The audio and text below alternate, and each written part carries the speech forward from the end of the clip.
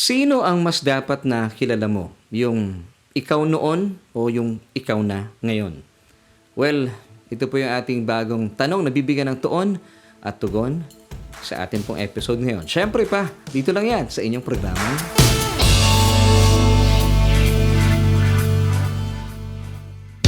Hello, kumusta po kayo? And once again, thank you for joining me sa isa na naman pong edisyon na ating programang Solution with Laverne Ducot. And of course, that's me. Ako po ang inyong kasama at patuloy na makakasama mula ngayon hanggang mamaya kung saan ito nga po ay isang programa naghahatid ng tuon at tugon sa ating bawat tanong. And since bagong araw na naman po ang ating pagsasaluhan, meron tayong bagong tanong na bibigang tuon at tugon po sa atin ng mayamang salita mismo ng Panginoon. Pero bago po tayo magtuloy-tuloy sa ating pag-aaral ng nananaga ng kapahayagan ng salita ng Diyos, gusto ko munang batiin ang lahat po ng ating mga kaibigan, mga kababayan, saan man po kayong panig ng daigdig. Good morning, good afternoon, and of course, good evening at sa mga kaibigan naman po natin at mga kababayan sa buong Pilipinas, sa mga kaibigan din natin dito sa Mega Manila. Isang mapagpalang gabi po ang aking pagbati dahil tayo po ay napapanood every night at 7:30 via Facebook. At maraming salamat po sa inyo kung kayo po ay first time na nakadalo, marahil ay napa-tune in kayo at o kaya naman ay nayakhag or naitag na inyong mga kaibigan. Well, hindi po ito aksidente, and I believe with all my heart ang Diyos po ang kumilos na kung bakit kayo po kasama namin sa araw pong ito. At manatili po kayo at dalayan ko na tumutok lamang at manood dahil tinitiyak ko po sa inyo sa biyaya sa atin ng Diyos. Mapapagpala po tayo sa ating mga pag-uusapan at alamin po natin ang isang napakagandang tanong at ihahatid po sa atin yung tugon mismo ng Panginoon sa atin pong episode ngayon na do believers have one or two natures? Once again, ito po yung ating question or episode for today. Do Christians or believers have one or two natures? So alamin po natin, ilan ba ang kalikasan na meron ng isang mananampalatayang kagaya ko at kagaya mo, ikaw na tumanggap sa Panginoon bilang iyong sariling tagapagligtas. And of course, ang atin pong katanungan, nabibigyan po natin ng tuon at tugon. Walang iba kundi ito. Sino ang mas dapat mong kilala? Yung ikaw noon o yung ikaw na ngayon? So muli po, ito yung ating tanong. Sino yung mas dapat na kilala mo? Yung ikaw noon o yung ikaw na ngayon? At kung meron po kayong mga naising ipahatid po sa amin na inyong mga tugon at damdamin sa atin pong katanungan, well, pwede nyo pong ilagay ang inyong mga tugon sa ating comment section at naisin po namin malaman kung sino po yung mas dapat na kilala mo, yung ikaw noon o yung ikaw na ngayon. Dito lamang po yan, syempre pa sa ating mga pag-uusapan at pag-aaralan. At tuloy-tuloy na po tayo sa ating Bible study. Of course, ating po sa inyo na ating programang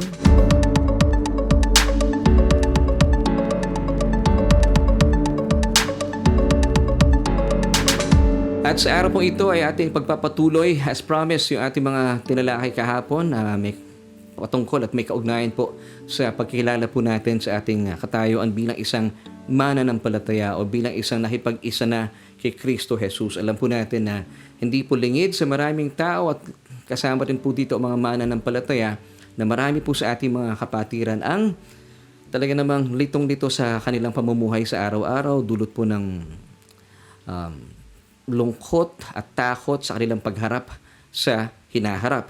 At hindi naman po natatapos dyan dahil nga po na hindi po natin masyado nabibigyan ng pansin ang mga usaping espiritual, yung atin pong buhay bilang mga mananampalataya. Kaya po meron tayong mga kalituhan sa buhay dahil sabi nga po ng Hosea 4 verse 6, "My people are destroyed for lack of knowledge." And that's why isinilang po ang ating programa kung saan ay naghahatid po ng tuon at tugon sa ating bawat tanong. Nang sa gayon ay mapawi na po ang anumang kalituhan sa ating mga buhay. Dahil bilang mga ordinaryong tao, pag sinabi natin ordinaryong tao, sila mga wala pang relasyon sa Diyos. At ang nakakalungkot po, minsan sumasabay po sa agos ng mundong ito ang mga mananampalataya na hindi po binibigyan ng pansin ang kanilang mga pangailangang espiritual at hindi po alam ng karamihan na ito po yung pinaka-pinag-uugatan kung bakit po nagkakaroon po ng kalungkutan, ng takot ang inyong mga kaluluwa.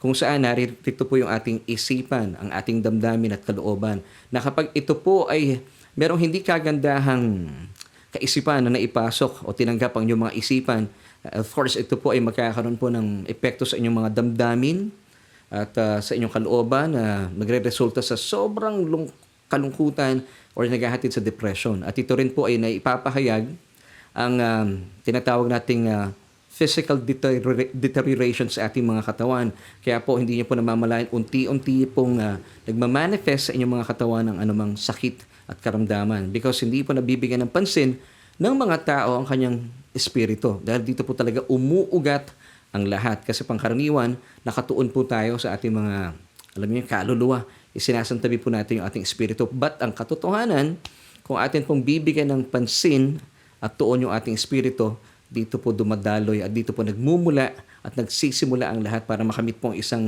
malusog na kaluluwa at malusog na katawan. So sa atin pong episode today ay marami pong mga mananampalataya ay sumasabay nga po sa agos ng mundong ito kung saan ay nagbibigay po sa kanila ng kalituhan, hindi po nila kilala ng lubusan kung sino nga ba silang sadya sa harapan ng Diyos.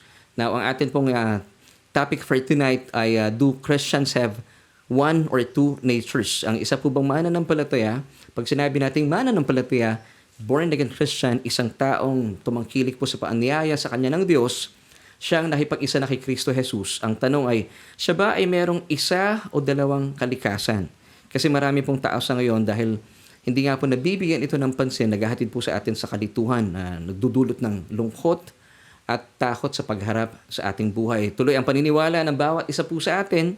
Well, kung kayo po unbeliever o wala pa pong relasyon sa Diyos, natural lamang po sa isang taong wala pang relasyon sa bugtong na anak ng Diyos ang matakot at magkaroon po ng pandulupaypay sa kanyang kaluluwa o maramdaman po yung kalungkutan because wala pa po kayong relasyon sa prinsipe ng kapayapaan. Kaya po natural po itong nararanasan. Pero kung kayo po isang mananampalataya na, hindi po ito dapat nararanasan na isang kagaya mo. Well, you would ask me, kung gayon, bakit nararanasan ko? Okay, matagal na tumanggap sa Panginoon. Well, tatalakayin po natin yan sa atin pong pag-aaral na ito. Kaya manatili po kayong nakatutok at wala pong bibitaw because patuloy po kayong manood at tinitiyak ko po sa inyo sa biyaya sa atin ng Diyos. Tayo po ay mapapagpala sa ating mga pag-uusapan at sa kanyang biyaya tayo po ay mapapalaya. So marami na po mga tao sa ngayon ang talagang litong-lito sa kanilang mga buhay. Kasama na po dito ang mga mananampalataya. At dahil dito, they have this in mind. Ang buhay daw po sa bawat araw ay pakikipagsapalaran, pakikipaglaban, pakikibaka. Now, kung kayo po ay unbeliever, kung kayo po ay walang relasyon sa bugtong na anak ng Diyos, ito po ay natural po ninyong iisipin at natural po itong nararanasan sa bawat araw. Pero kung kayo po ay isang mananampalataya, hindi po ito ang pakay sa atin ng Diyos. Hindi po kayo dapat nabubuhay na punong-puno ng pakikibaka, pakikipagsapalaran at pakikipaglaban sa buhay na ito. Hindi po tayo nabubuhay para makaraos lang. Kasi pangkaraniwan, ito po yung sinasabi ng ibang mga mananampalataya kapag kinukumusta po natin, "Oy kapatid, kumusta ang buhay?" Ang sagot po nila, "Eto, nakakaraos." Hindi po iyan dapat ang takbo ng isipan ng isang kagaya mo. Yan po ang takbo ng isipan ng mga tao dito sa mundo. Remember, Romans chapter 12 verse 2, sabi po ng talata, "And do not be conformed to this world, but be transformed by the renewing of the mind." Yung renewing of the mind po ay nagaganap kapag tayo po ay nagkakaroon ng Bible study, ma-attend po tayo sa church na kung saan ipinipreach po ang gospel that speaks of Christ and His finished work on the cross. So you have to be talagang masusi po sa ating mga pinapakinggan. Dapat po ang mensaheng inyong pinapakinggan para lumago po yung ating pananampalataya at tayo po ay hindi sumasang-ayon sa mundong ito. Dapat mga mensaheng tumutukoy po at sumisentro kay Kristo at sa kanyang mga tinapos na gawa doon sa krus ng Kalbaryo. So bilang mga mananampalataya, bilang mga nakipag-isa na kay Kristo Jesus, wag po natin tatanggapin na normal po sa atin na tayo po ay nakikibaka, nakikipagsapalaran o nakikipaglaban sa buhay dahil meron po tayong tagapagligtas. Meron tayong Panginoon. Pag sinabi nating tagapagligtas, alam niyo po, napakaganda po na kanyang pangalan. Sa wikang Hebreo ay Yeshua. Alam niyo po ba ibig sabihin ng Yeshua sa wikang Hebreo? Salvation. So since salvation po yung kanyang pangalan, of course Yeshua is Jesus Himself.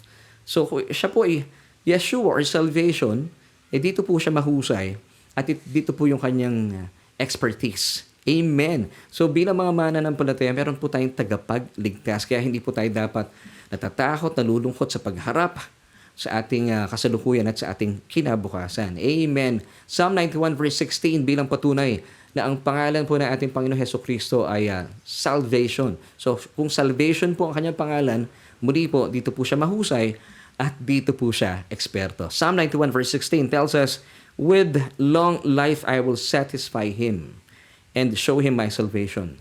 The word salvation in this passage, once again, in Hebrew, it's Yeshua. And Yeshua is the name of Jesus. Amen. So, tayo po ay talagang hindi dapat nanlulupaypay, nanlulumo kung kayo po ay isang mananampalataya. So, bukod pa sa katotohanan iyan, tayo po ay, the more po na nakafocus po yung ating mga mata kay Kristo Jesus, sumisentro po yung ating mga pinapakinggan at pinag-aaralan kay Kristo at sa kanyang mga tinapos na gawa doon sa krus ng Kalbaryo, ano pong mararanasan po natin? Hindi lamang po basta long life, because long and satisfying life. Kasi marami po mga tao sa ngayon, mahaba ang buhay, pero nakahiga po sila sa banig ng karamdaman. Hindi po satisfying yung life na yon. Because tayo po, the more po na nauunawaan natin ang mga bagay na ito, dapat inaangkin po natin because nasa sa atin na po ang ating Panginoon Hesukristo. Tayo po ay nakipag-isa na kay Kristo Jesus. Remember, sabi po ng 2 Corinthians 1 verse 20, "For all the promises of God in Jesus are yes, and in Him, amen, to the glory of God through us." So lahat po ng pangako ng Diyos kay Kristo Jesus,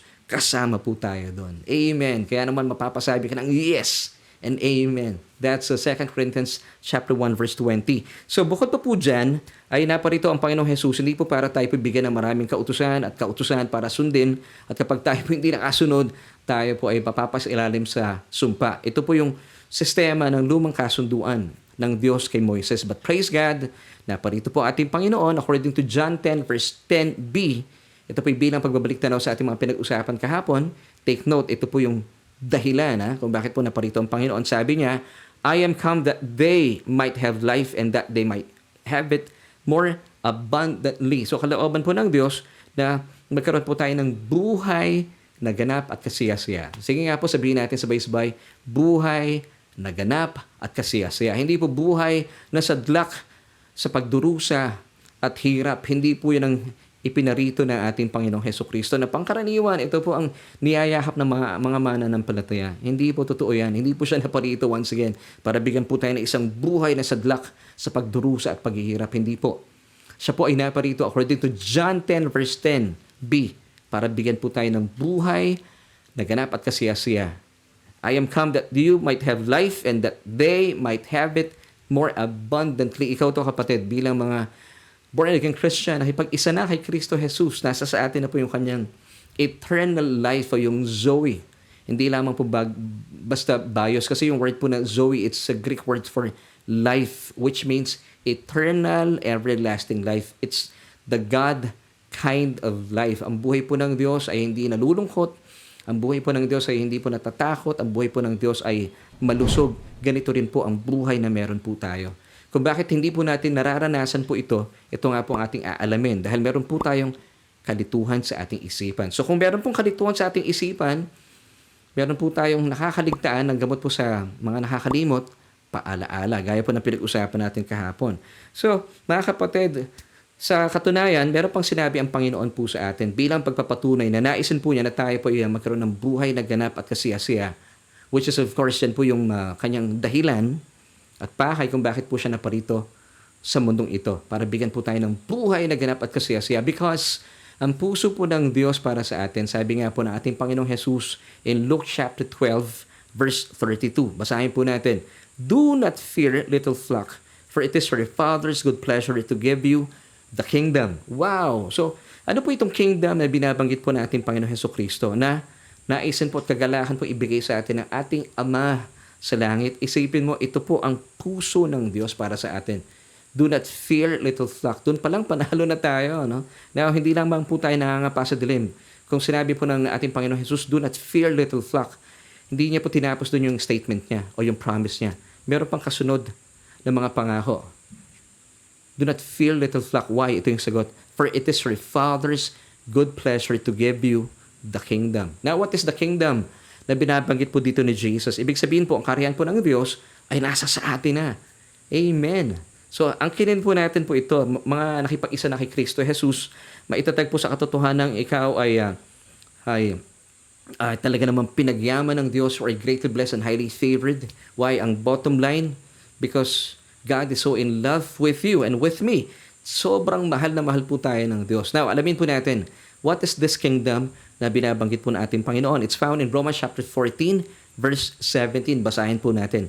For the kingdom of God is not eating and drinking, but righteousness and peace and joy in the Holy Spirit. Ibig po nitong sabihin na kaharian po ng Diyos ay nasa sa atin na po. Tayo po mga nakipag-isa na kay Kristo Jesus. Maitatag po tayo sa katotohanan na dahil po sa mga tinapos na gawa ng ating Panginoong Jesus doon sa krus ng Kalbaryo kung saan ibinigay po niya ang kanyang katawan para pagbuntunan ng banal na galit at puot ng Diyos, ay wala na pong natitirang puot at galit ng Diyos para sa iyo at para sa akin. At dahil dito, ay inaangkin po natin bilang kaloob ang kanyang kapatawaran at ang kanyang katwiran. So nasa sa atin na po yung kanyang katwiran. That's why Romans 14 verse 17 tells us it's all about righteousness. So alam po natin sa harapan ng Diyos, tayo po ay pinaging matuwid. Kaya naman, ang katotohanan ito dapat po natin inaangkin. Ano po ang magandang benefit kapag alam mo ikaw ay matuwid? Every time you pray, ay talaga namang excited po kayo because believing na isang taong matuwid ay pinapakinggan ng Diyos sa kanyang mga panalangin. Amen. James chapter 5 verse 16 tells us, the effective, fervent prayer of a righteous man avails much. Ikaw ito, kapatid. Kaya po walang problema sa mga taong maalam po sa Word of God. Hindi po problema sa kanya kung ilang beses siya mag-pray. Hindi na po usapin yun. Kasi po lagi po siya nakikipag-usap sa kanyang Ama sa Langit. Why? Dahil alam po niya, as a righteous person, siya po ay pinapakinggan ng Diyos. Abay, napakasarap po makipag-usap sa Diyos. Ibang tipong kung ano man po yung nararamdaman po natin, sinasabi natin sa Panginoon. Hindi tayo kagaya ng mga tao sa mundo kapag meron po mga litanya sa buhay, dinadala sa social media. Hindi po tayo ganon. Tayo po, binibigay natin sa Diyos, ang kaibahan pa dito. Hindi ka nagmamakaawa sa Diyos. Tayo po ay nagpapahayag ng ating, of course, yung ating kabigatan, pero in advance, nag-thank you na po tayo. Amen? Di ba? Ganito po ang puso ng mga taong meron pong malinaw na kaisipan tungkol po sa kanilang katayuan sa harapan ng Diyos. May malinaw na pagkakilala sa kanilang mga sarili. Now, hindi po natatapos dito. Sabi po ng Romans 14:17, the kingdom of God is not about eating and drinking, but righteousness and peace. So, the more po na alam mo ikaw ay righteous before God, you are forgiven completely, meron na pong kapayapaan sa iyong puso dahil naniniwala po kayo, wala na pong puot at galit na natitira ang Diyos para ibuntun niya sa iyo. Kasi lahat po ng banal na galit at puot ng Diyos, inangkin na po na ating Panginoong Hesukristo sa krus ng Kalbaryo, and that's why He cried out, it is finished. So dito po, wala na po kayong kakaba-kaba. Kasi naniniwala ka, hindi galit sa akin ng Diyos. Amen. And this is the main clause of the New Covenant. Diba sabi ng Hebrews 8 verse 12, your sins and iniquities or lawless deeds, sabi ng Diyos, I will remember no more. And that's why meron na po tayong kapayapaan. Romans chapter 5 verse 1 tells us, therefore having been justified by faith. So by faith, tayo po ay hindi po nakabasa sa ating pakiramdam. Therefore, having been justified by faith, we have peace with God. Paano po nangyari po ito? It's through our Lord Jesus Christ. Doon po sa krus ng Kalbaryo. Nung siya po ay tumugon at sumunod sa pakay at kalooban ng Diyos Ama para sa Kanya, na siya po isilang, magdusa at mamatay sa krus ng Kalbaryo para sa atin pong katubusan at kaligtasan. Amen. So you have peace. And then thirdly, meron na po tayong kagalahan or joy. Amen. Kaya wala na pong paglalaanan ng inyong mga puso o inyong isipan ng lungkot at takot because nasa atin pong kaharian ng Diyos. At dapat po, ang kinin po natin, you have to be conscious about this, na nasa atin na po ang joy in the Holy Ghost. Now, ano po epekto po nito? Kalakasan. Amen. Diba? Sabi po ng Nehemiah 8 verse 10, do not sorrow, for the joy of the Lord is your strength. So as a child of God, kapag tayo po inaitatatag sa katotohanan ito, na inilaan na po ng Diyos sa atin ang kanyang kaharian. Bakit? Dahil tayo po ay nakipag-isa na kay Kristo Jesus. So ibig sabihin, ang kaharian po ng Diyos ay nasa sa atin na. Nasa atin na po yung righteousness, peace, and joy in the Holy Ghost. Because the Holy Spirit indwelling our born-again spirit. Now, we have to be conscious about this. Hindi po aalis sa inyo ang banal na spirito ng Diyos sa inyo pong born-again spirit. mananahan po siya magpakailanman. Amen. So the more po na alam po natin ang katotohanan ito, kaya po ang dulot po nito sa atin ay kagalahan. For the joy of the Lord is your strength. So ito po dapat ang katotohanan na nangyari na po sa inyong espiritu because we are tripartite being. Remember? Spirit being who has a soul, tayo po ito, and who lives in a body.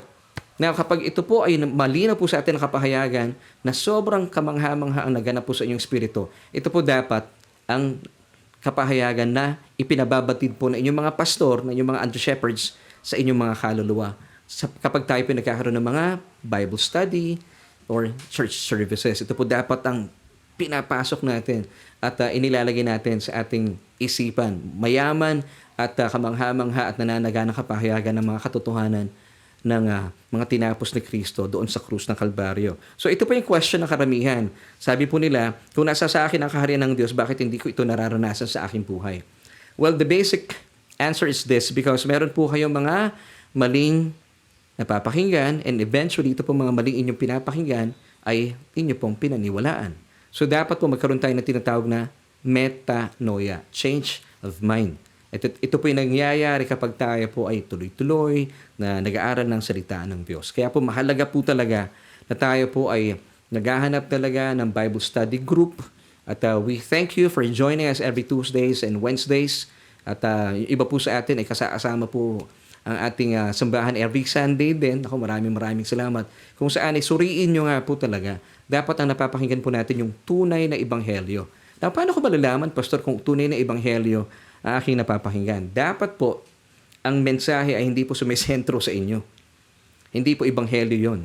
Ang ebanghelyo po ay sumisentro kay Kristo at sa kanyang mga tinapos na gawa doon sa krus ng Kalbaryo. So, kapag kayo po ay nakakapakinig ng mensahe na sumisentro kay Kristo at sa kanyang mga tinapos na gawa sa krus ng Kalbaryo, mapupunan po yung inyong mga maling kaisipan ng tamang kapahayagan ng katotohanan ng salita ng Diyos. So, mararanasan nyo na po ang mga katotohanan ito na nasa sa iyo na pala talaga ang kaharian ng Diyos. Righteousness, peace, and joy in the Holy Spirit. Ito po ang pangkaraniwang problema kasi ng isang mananampalataya. Kaya po ang amin pong laging invitation, please join us every Tuesdays and Wednesdays. At di ba sinasabi ko po at the end of ating programa, kung kayo po ay naniniwala at napapagpala, ay maaari niyo pong ibahagi, i-share yung ating programa. Kasi marami pong mananampalataya sa ngayon ang talagang naliligaw ng landas, nalilito. My people are destroyed for lack of knowledge. Kapag kulang po at mali po yung kapahayagan na meron po tayo. Actually, kapag mali yan, hindi naman talaga kapahayagan, hindi po revelation yan eh. Ito po ay kaisipan lang. At hindi po ayon sa salita ng Diyos, madidisgrasya po talaga ang tao. Imbes na maranasan po niya yung grasya ng Diyos, siya po ay nadidisgrasya. So please, kung kayo po ay naniniwala po sa ating mga pinag-uusapan at napapagpala, paki-share po yung ating broadcast. Nang sa gayon, mapagpala po at maunawaan po ng ilan sa ating mga kaibigan o marami pa sa ating mga kakilala at mga kapamilya ang tunay na ebanghelyo. Kasi kung hindi po nila napapakinggan ang tunay na ebanghelyo, talagang sobrang conscious pa rin po sila sa kanilang mga sarili. Kaya po yung tanong natin kanina, sino ba yung mas dapat mong kilala? Yung ikaw noon o ikaw na ngayon? So dito po natin susuriin para malaman natin, sino ba yung mas kilala mo, yung ikaw noon o yung ikaw na ngayon? Alam niyo, meron po ako isang karanasan nung ako po ay nasa isang himpilan pa, yung aming ministeryo sa radyo. Merong isang grupo ng mga tagapakinig at sila po yung aking nakausap at meron po isa doon talaga namang bibong-bibo na sabi niya, ako po yung matagal ng tagapakinig na inyong himpilan at pinagpala ng Diyos. Salamat po sa iyong programa, sa Papuri Radio Show. So, puno-puno po siya ng pagpapasalamat. And then sabi niya, talaga pong binago na po ng Diyos ang aking buhay. And then sabi niya po sa akin, alam niyo, Pastor, ang iniiwasan ko lang po talaga, ayoko pong nagagalit. Sabi ko, bakit naman? Ayaw mo nagagalit? Kasi po, pag ako po ay magagalit, at ako po ay nakita nyo, naku, magugulat po kayo. At saka baka matisod pa po kayo kapag nakita nyo kung paano po ako magalit. Kaya ako, bakit naman ako matitisod? Dahil sa panahong nagagalit po ako, Pastor, alam niyo, dito na po lumalabas yung tunay na ako. Sabi ko, ano ba yung tunay na ikaw? Para ka baka akong halimaw na para ka bang isang leon? Sabi ko, kapatid, hindi ito yung tunay na ikaw. Na isa pong ehemplo po ito na maraming mananampalataya na sinasabi nila yung mga ganitong eksena sa buhay, ayoko nagagalit. Kasi pag nagalit ako, matitisod kayo. Ang lagi ko pong tanong sa kanila, bakit naman ako matitisod sa'yo? Kasi pastor, makikita niyo po yung tunay kong pagkatao. Ano ba yung tunay mong pagkatao? Yun na ang sagot.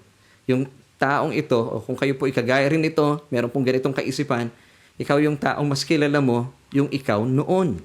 Pero sa totoo lang, kung ikaw isang mananampalataya, hindi na po iyan ang tunay na iyong pagkatao. Kasi dapat mas kilala mo yung ikaw ngayon.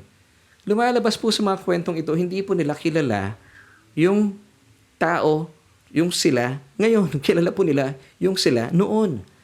Bakit po kaya? Bottom line is because hindi po nila napapakinggan ang tunay na mensahe ng Ebanghelyo na sumisentro kay Kristo at sa kanyang mga tinapos na gawa doon sa krus ng Kalbaryo. Ano po yung napapakinggan ng mga ganitong uri ng tao? Mga ganitong uri ng Kristiyano? Yung mga mensaheng tumutukoy sa kanilang mga nagawa, ginagawa at mga gagawin pa sa hinaharap. Ito po yung Old Law-Keeping Covenant. It's all about you. But the gospel, it's not about me, it's not about you, it's not about us. It's just about Jesus. Ito po ang sabi ni Apostol Pablo in 1 Corinthians chapter 2 verse 2 na lagi ko pong pinapaalala po sa atin. Sabi niya, for I decided to know nothing among you except isa lamang po ang gusto niya malaman at matutuhan. It's all about Christ and Him crucified. So dapat tayong mga mananampalataya, ako po bilang isang pastor, bilang isang under-shepherd, ang akin lamang po ipinapahayag para po sa aking kawan na pinagkatiwala ng Diyos, ang church, ay si Kristo at ang kanyang mga tinapos na gawa sa krus ng Kalbaryo. So ito po ang kalituhan ng maraming mananampalataya sa ngayon. Napapatanong po sila, do Christians have one or two natures? So ito po ang tanong natin. Dahil marami po mga mananampalataya sa ngayon still, at marami po mga pastor na papakinggan ko, they still believe na meron pong dalawang kalikasan ang isang mananampalataya. Take note ano po yung mga kalikasan ito? The sinful nature and the new nature in Christ. So alamin po natin, ito po ba ito totoo? Nasabi nga po nila sa panahon sila po yung naaasar, nagagalit, napupuot. Dito na. Kaya sinasabi nila, Pastor, ayoko po nagagalit. Kasi magugulat po kayo, matitisod pa kayo sa akin. Kasi baka po makita nyo yung tunay na ako.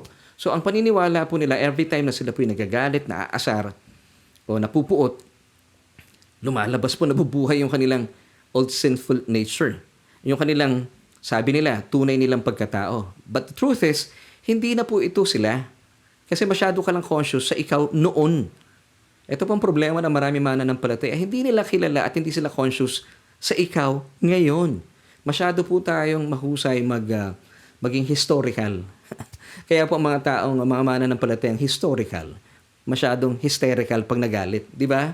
Kasi po masyado nilang kilala yung ikaw noon. Kung kayo kapatid ay isang taong masyado mong kilala yung ikaw noon, masyado po kayo nabubuhay o kayo po palagi ang naroon sa inyong nakaraan, hindi po kayo talaga magtatagumpay sa buhay. So ikaw bilang isang mananampalataya, bilang isang nakipag-isa na kay Kristo Jesus, hindi po pwede mangyari na mabuhay po yung inyong old sinful nature. Now to answer the question, do do Christians have one or two natures? What do you think? Sige po, pakisulat po, pakilagay yung sagot. Ano po ba? Ilan ang kalikasan ng isang mananampalataya? Isa o dalawa? Come on, pakilagay po sa ating comment section. What do you think? Do Christians have one or two natures? Well, the truth is, isa lamang po ang nature, ang bagong kalikasan ng isang mananampalatayang kagaya mo at kagaya ko. Kasi po, bilang mga nakipag-isa na kay Kristo Jesus, wala na po yung dating ikaw na may kaugnayan kay Adan. Kasi tayo po ngayon ay may kaugnayan na kay Kristo Jesus. Di po ba? Ngayon, yung atin pong lumang pagkatao, yung ikaw noon, na dating may kaugnayan kay Adan, na dating makasalanan, alam niyo po ba kung bakit po isinilang tayong makasalanan ng likas?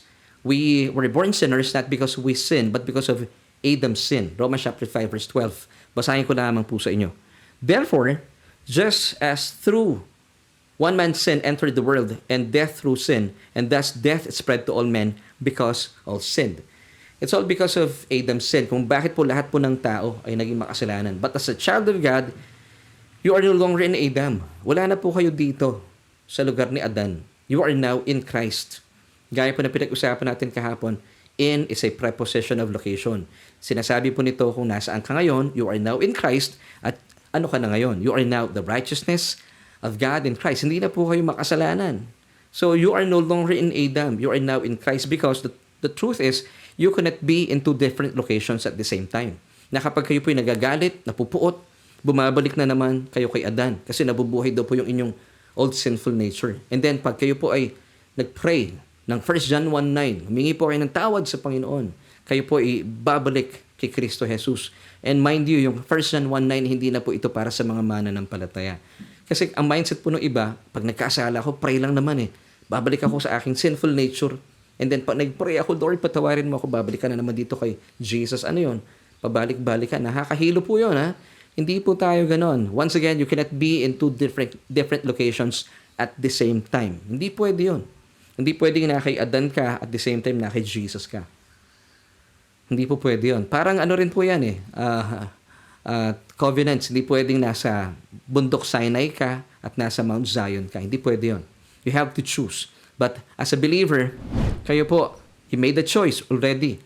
Ang problema, hindi lang natin alam. Litong-lito tayo kasi alam po na marami mananampalataya. Hindi, meron akong two natures. Meron akong sinful nature. Tsaka meron akong new nature in Christ. Yun pong divine nature natin because we are partakers of God's divine nature. Hindi pwede yun. Ikaw ay banal, mamaya makasalanan na naman. Tapos makasalanan, banal na naman. Hindi po pwede yun. Kaya po ang tawag po ng ibang tao sa mga Kristiyanong ganito, it's schizophrenic Christian. Parang dalawa yung identity mo. Hindi po pwedeng ganun. Now, nasasabi po ng ibang tagapagturo na meron kang two natures. You know why? Because itong Galatians chapter 5 verse 17, itong version ng Amplified, kung atin pong babasahin, iba po kasi yung pagkakagamit po dito ng flesh. Basahin po natin. For the sinful nature has its desire which is opposed to the Spirit. Now, yung word po dito na sinful nature, hindi po dapat sinful nature po ito. It should be flesh. Kung babasahin niyo po in the original Greek text. So, dito po nagkakaroon ng kalituhan ng mga mananampalataya at ilang mga pastor. Kaya sinasabi nila, meron tayong two natures. The sinful nature at saka yung inyong new nature in Christ. Well, the truth is, once again, hindi po totoo na meron kayong dalawang kalikasan. Isa na lamang po ang kalikasan nyo. We are partakers of God's divine nature. Ito na po yung ating bagong kalikasan. Now, you would ask me, ano nangyari dun sa dating ako? That's a good question. Number 1, yung dating ikaw was crucified with Christ. Basahin po natin Romans chapter 6, verse 6 bilang patunay. Knowing this, that our old man, your old self, was crucified with Jesus, that the body of sin might be done away with, that we should no longer be slaves of sin. And that's why today, hindi na po tayo alipin ng kasalanan. Kagaya dati, tayo po ngayon alipin na ng katwiran because we are the righteousness of God in Christ Jesus. Amen. Ito po ang nature po natin. Amen. Number 2, hindi ka lang crucified with Christ. You died with Christ. Romans chapter 6 verse 7 tells us, for he who has died has been freed from sin. Kaya po kailangan mamatay na tayo sa kasalanan para tayo po hindi na maging alipin pa ng kasalanan. Because tayo po ngayon ay alipin na ng katwiran ng Diyos. Amen. At di lamang po natatapos dito. Kung tayo po ay crucified, died with Christ, you are now buried with Christ para hindi na po kayo bumangon. O yung dating ikaw, kasi hindi na ikaw nga ngayon yan, yung dating ikaw, hindi na siya talaga pwedeng mabuhay. Romans chapter 6, verse 4. Therefore, we were buried with Jesus through baptism into death. Sundan pa po natin Colossians chapter 2, verse 12. Buried with Jesus in baptism, in which you also were raised with Him through faith in the working of God who raised Him from the dead. So, hindi po natapos dito na tayo po ay, yung dating ikaw ay patay na. Meron pong isinilang na bagong ikaw. Kasama po ng pagkabuhay na maguli ng ating Panginoon. Gaya po ng sinasabi ng Colossians 2, verse 12. Sundan pa po natin, Colossians chapter 3, verses 1 to 2. If then you were raised with Christ, seek those things which are above, where Christ is sitting at the right hand of God. Verse 2, set your mind on things above, not on things on the earth. So as a believer, you need to have this throne mentality. Sabi po ng passage, huwag na pong iset yung ating mga minds on the things here on earth, but set your mind on things above. Bakit? Hindi na po kasi tayo nakatira or citizens of this world. Tayo po ay mga citizens of heaven. Ito po yung bagong ikaw. Ikaw ay ito ngayon. Yung ikaw noon ay patay na nga eh. Kasi nga po, nabubuhay tayo sa mga bagay dito sa mundong ito. Kaya talaga po ang dulot ng mundong ito ay kamatayan. Pero tayo po, we have to set our minds on things above. Ano po sinasabi ng talata? You need to have a throne mentality. Amen. So tayo po ay reigning in life na nanagumpay. Hindi po tayo nakayuko at nalulupaypay o nalulumo bagkus tayo po nakatingala. Dahil alam mo kung nasaan ka. Nasaan nga ba tayo ngayon bilang mga mananampalataya? Because today, as a believer, as a child of God, we are seated with Christ in the heavenly places. Amen. This is you, kapatid. Ephesians chapter 2, verses 4 until 6. Basahin po natin. But God, who is rich in mercy because of His great love, which He loved us. Verse 5, even when we were dead in trespasses, made us alive together with Christ. By grace we have been saved. And verse 6, and raised us up together and made us sit together in the heavenly places in Christ Jesus. That's why sabi ko po kanina, you need to have this throne mentality because today, as a believer, we are now seated with Christ at the right hand of God. Kasi itinuturing din po tayo ng Diyos bilang matuwid sa kanyang harapan. Kagaya po na sinasabi ng 1 John 4:17. That's why we have this boldness until the day of judgment. Because as Jesus is today, so are we in this world. Kung paano pong minamasdan at tinitignan ng Diyos si Jesucristo. Banal, kung banal po siya, so are we in this world. Kung banal po kung matuwid po si Jesucristo, so are we in this world. So you need to have this throne mentality. Tayo po ay nakaupo kasama ni Kristo. Na kung naniniwala pa rin po kayo na bubuhay pa ang inyong dating ikaw, well, I've got good news for you. Mga kapatid, change of mind. Naniniwala po ako na hindi po aksidente na tayo po ay nagsasama-sama at kayo po ay nanonood sa ngayon para po ay makarinig po ng tunay na ebanghelyo. At pawiin na po yung inyong kalituhan. Kasi kapag kayo po ay nasa inyong kalituhan, madidisgrasya po kayo talaga. Di ba sabi po once again ng Hosea 4 verse 6, my people, Christians today, are destroyed. Why? Because they lack knowledge. Hindi po nila alam ang katotohanan. So, the truth is, do Christians have one or two natures? Isa lamang po. Wala na po yung old self ninyo, yung old man. Patay na po yun. Crucified with Christ, died with Christ, buried with Christ. Wala na po yun. Yung nabuhay na maguli, ang Panginoon Jesucristo, meron na rin pong bagong ikaw na nabuhay maguli. Bagong-bago po ito. Hindi po pinalitan yung dating ikaw. Hindi po inayos yun and then binuhay. Hindi po. Yung dating ikaw, patay na yun. Nagkaroon po ng bagong nilalang. Ikaw yun. You are now in Christ Jesus. Romans chapter 6 verse 4 tells us that just as Christ was raised from the dead by the glory of the Father, even so also we should walk in newness of life.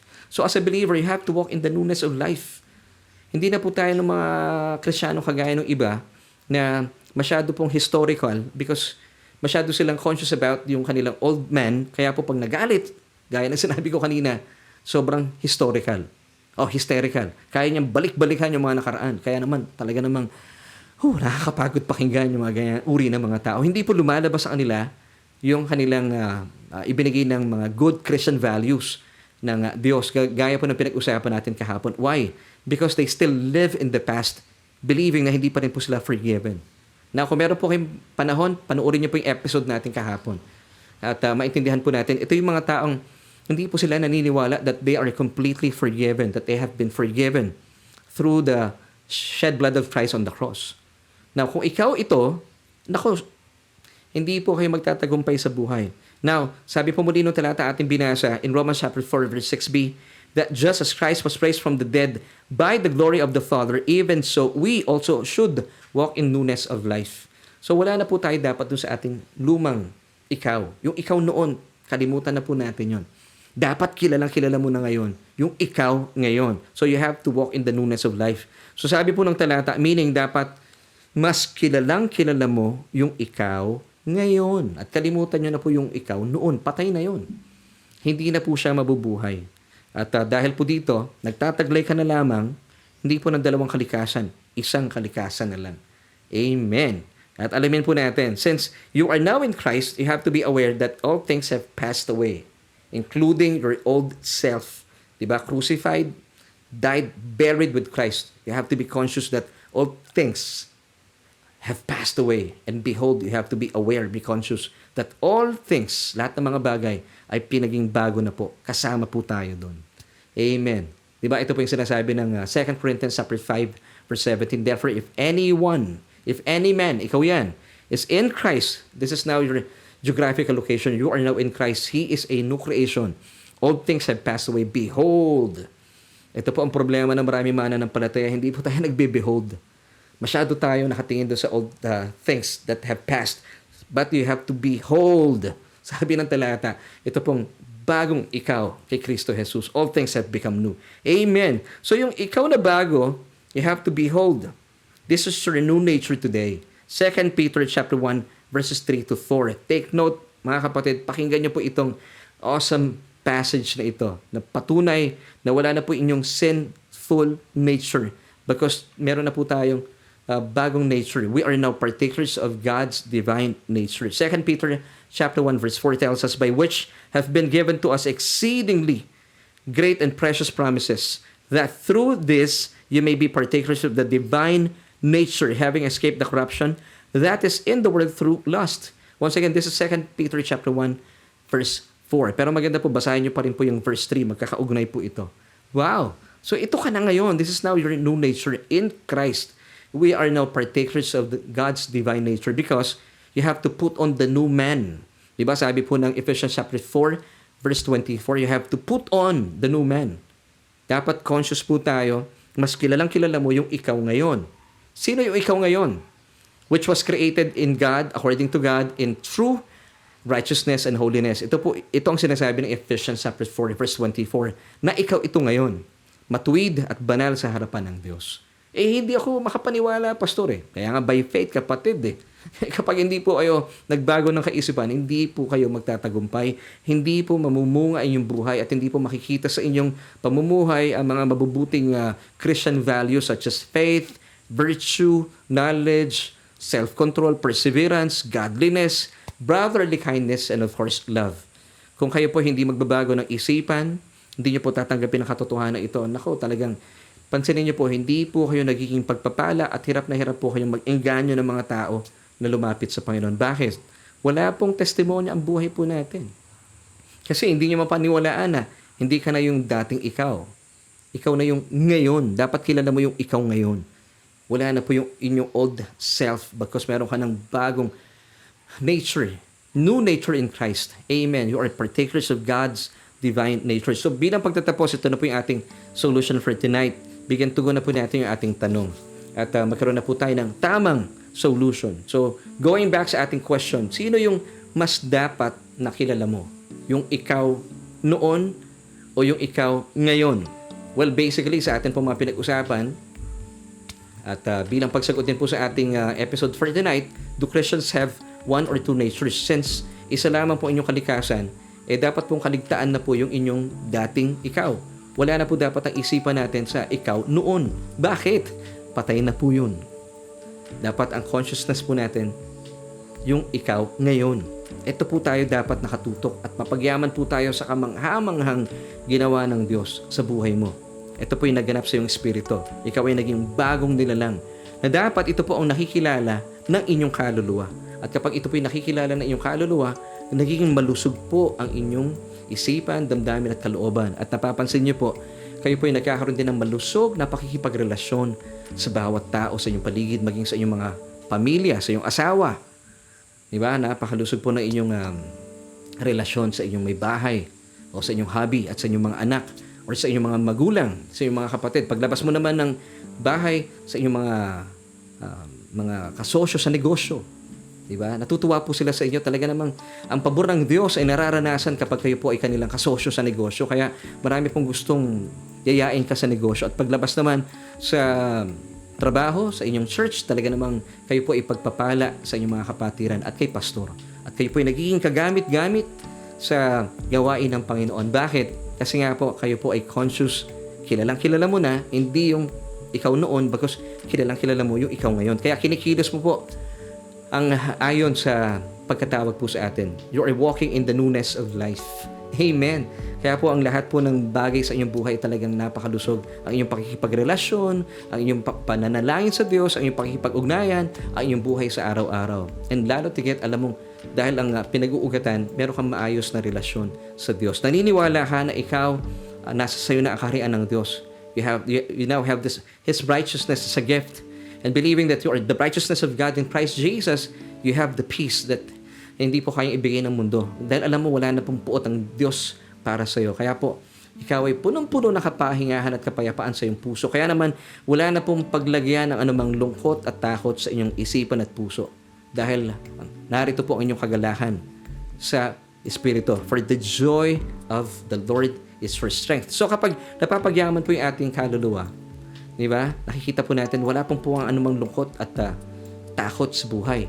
Nagmamanifest po yung kalusugang ito ng iyong kaluluwa sa inyong katawan. Napapansin po ninyo, kayo po ay punong-puno ng lakas.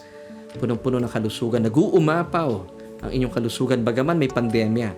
This is the joy of the Lord. Amen. Sabi nga po ng Nehemiah 8 verse 10, do not sorrow, for the joy of the Lord is your strength. Amen. So ito po ang biyaya pala kapag alam po natin at mas kilala natin yung ikaw ngayon. So mga kapatid, sino po ang dapat nating mas kilala? Yung ikaw noon o yung ikaw na ngayon?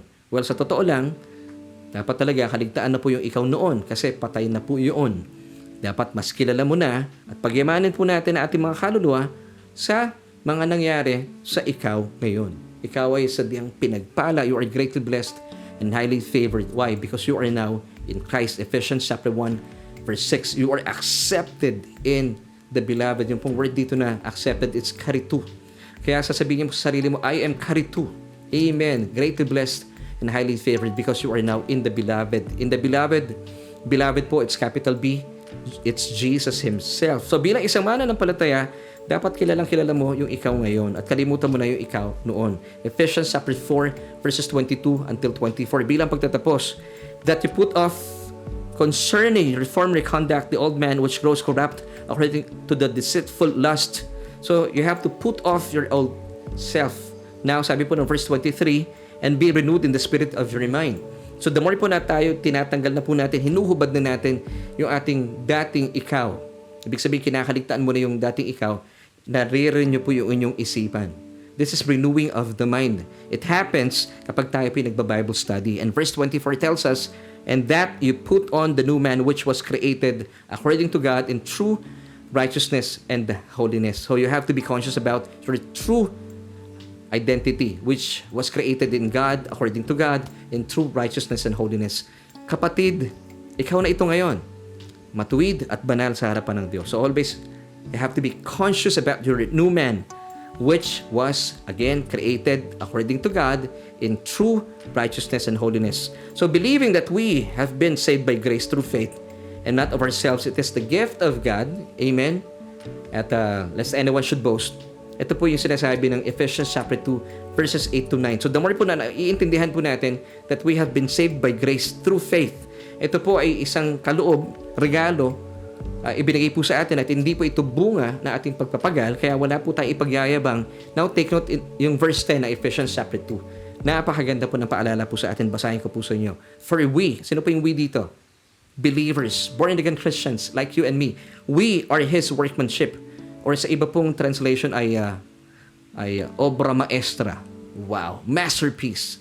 For we are His workmanship or masterpiece created in Christ Jesus for good works which God prepared beforehand that we should walk in them. So sabi po ng talata, since we are God's masterpiece, hindi po kayo isinilang na nagkamali ang Diyos. Hindi po. Gaya ng sinasabi ng iba, naku, nagkamali yata ng pagkakalikha sa akin ng Diyos. Hindi po. Kayo po ay God's masterpiece. Come on, say it with me. I am God's masterpiece. Obra maestra ka ng Diyos. Sobrang precious ka sa Diyos. Now, inilikha po tayo, sabi po ng talata, this is your new nature in Christ. So dapat po, first and foremost, you have to believe, obra maestra pala ako ng Diyos. Now, we are created in Christ.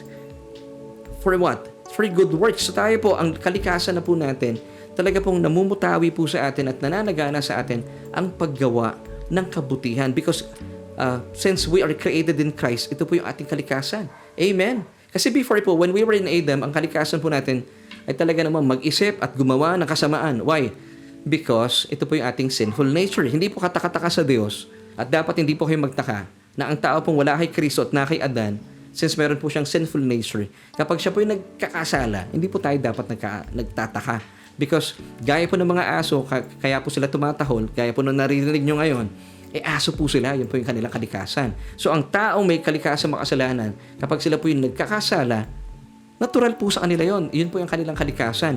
Pero tayo po, you have to embrace this truth. Since we are now in Christ, we are created in Christ Jesus. Yung nature po natin ngayon, as a masterpiece of God, we are created in Christ Jesus for good works.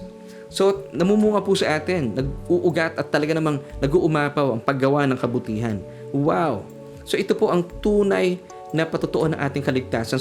Sundan pa po natin ang Titus chapter 2 verse 14.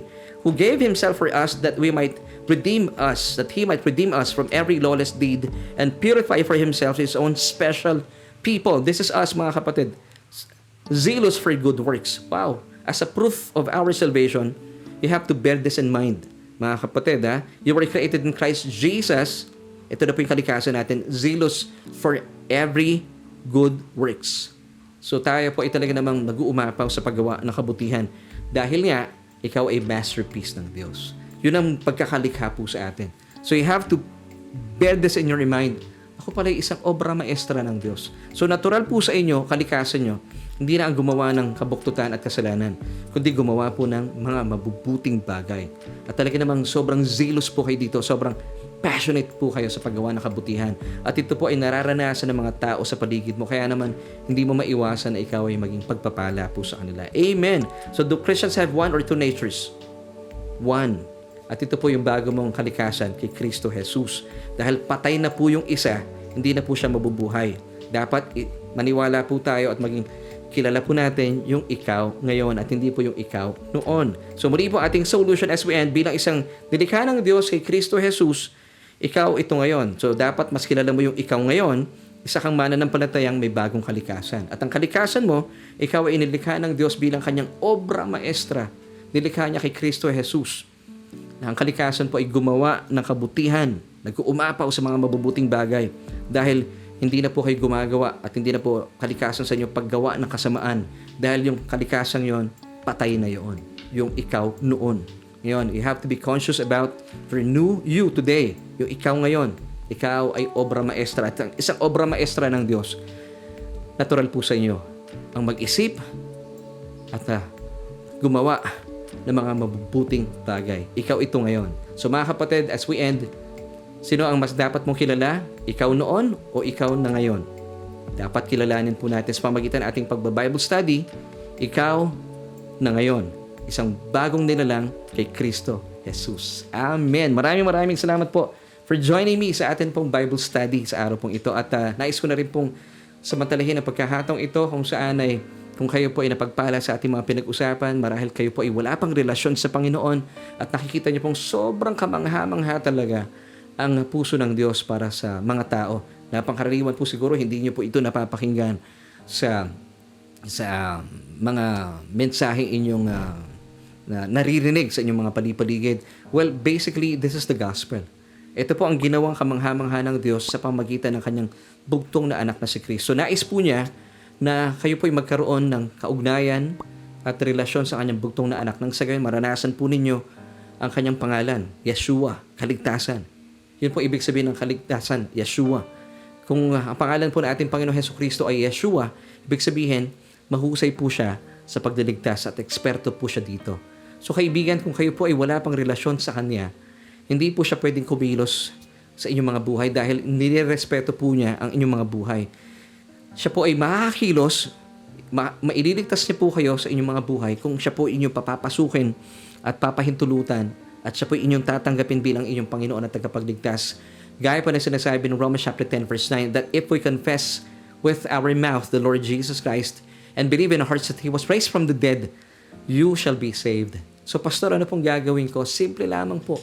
All you have to do, and I believe na sa inyo na po yung pagnanasa na tanggapin ng Panginoon. Wag na po nating ipagpabukas pa because today is the day of salvation. All you have to do, ang anuman pong aking mga sasabihin na panalangin, you just have to agree. Paano po, pastor? Sabayan niyo po ako kung ano po yung aking mga sasabihin, mga salita. Akuin niyo po itong parang sarili niyong panalangin. Pwede po ba yun? Sige po, simulan na po natin. Sabihin niyo po, bigkasin niyo lahat ng aking mga bibigkasing panalangin. Sabihin niyo po ang mga salitang ito. O Diyos, aking Ama, kinikilala ko po na hiwalay kay Kristo ako ay walang kakayahan. Kinikilala ko rin po na ako'y isang makasalanan at nangangailangan ng isang tagapagligtas. Simula po sa araw pong ito, nananampalataya ako sa pag-ibig at pagmamahal ni Kristo Jesus. At ito po'y aking tinatanggap. At inaangking ko rin po na doon sa krus ng Kalbaryo, lahat ng aking mga kasalanan ay sadyang pinatawad na. At maraming salamat po aking Ama, o Diyos ng langit at ng lupa, Diyos na makapangyarihan. Salamat po dahil ibinigay mo na sa akin at tinaangking ko na ang buhay na walang hanggan. At maraming salamat din po na tunay nga na ang aking pangalan ay nakasulat na sa aklat ng buhay. Amen. Kapatid, kung kayo po ay sumabay sa panalangin at inangkin niyo po ang panalangin ito bilang pagsang-ayon at bilang pagtugon sa paanyaya sa iyo ng Diyos, well, ang kinin po ninyong katotohanan, kayo po ay kabilang na sa pamilya ng Ama at kayo po ay anak na ng Diyos. Ligtas na.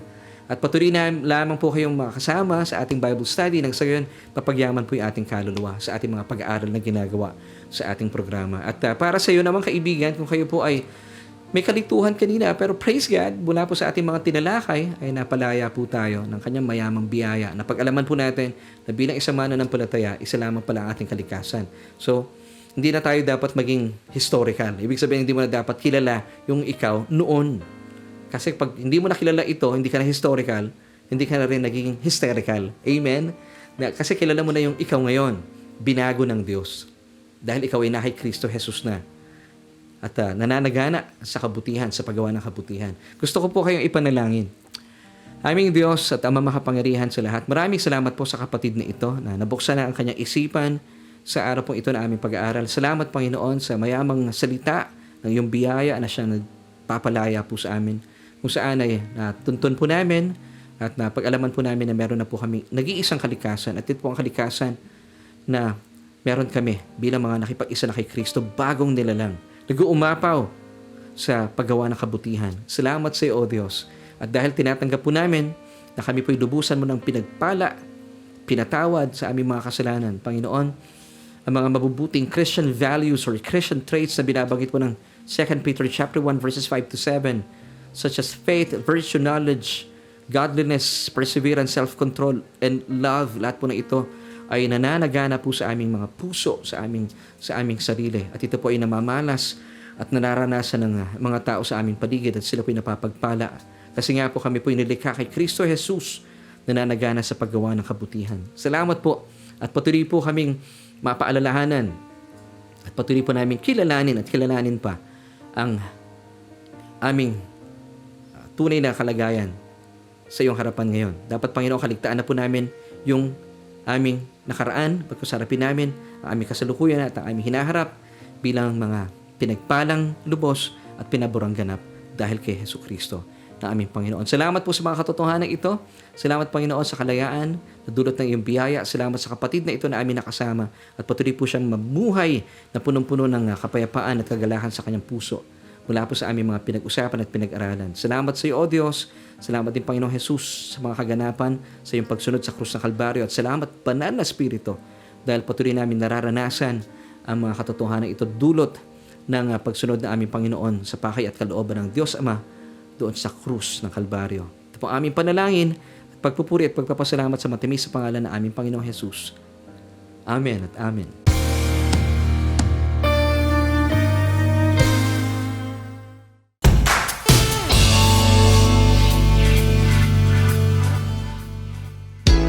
Maraming salamat, kaibigan, for joining me once again. Dito po yan sa ating programang Solution with Me, and my name is Laverne Duco. Tayo po ay nasa huling bahagi na ng ating programa. Hindi natin namamalayan. Wow! Patapos na po pala tayo. Pansamantala po ito dahil tayo po ay magbabalik naman next Tuesday. At pansamantala, wala po muna tayong Bible study online bukas. Pero, pwede nyo pong balik-balikan yung ating mga episodes at kung kayo po ay napagpala at naniniwala sa ating mga pinag-uusapan at pinag-aaralan, pwede po bang maglambing po sa inyo? Please, pakishare po yung ating broadcast. Nang sa gayon ay marami pa pong mapagpala at makaalam ng nananaganang biyaya sa kanila at pag-ibig at pagmamahal sa kanila ng Diyos Ama. At maraming salamat po sa aming mga kaagapay na patuloy po nagsishare na ating programa at patuloy po tayong mamangha sa nananaganang pagpapala at biyaya sa atin ng Diyos. Siyempre pa, ito po ay nagaganap sa atin pong tuloy-tuloy na pag-aaral ng kanyang salita. Dito lamang po yan sa ating programang Solution with me, and my name is Laverne Ducot. At sa ngalan po ng aking buong pamilya, thank you so much. At bilang pagtatapos, nais ko pong iwan sa inyo ang 3 John chapter 1 verse 2, Beloved, ikaw yan. I wish above all things that you may prosper and be in health, even as your soul prospers. Bye!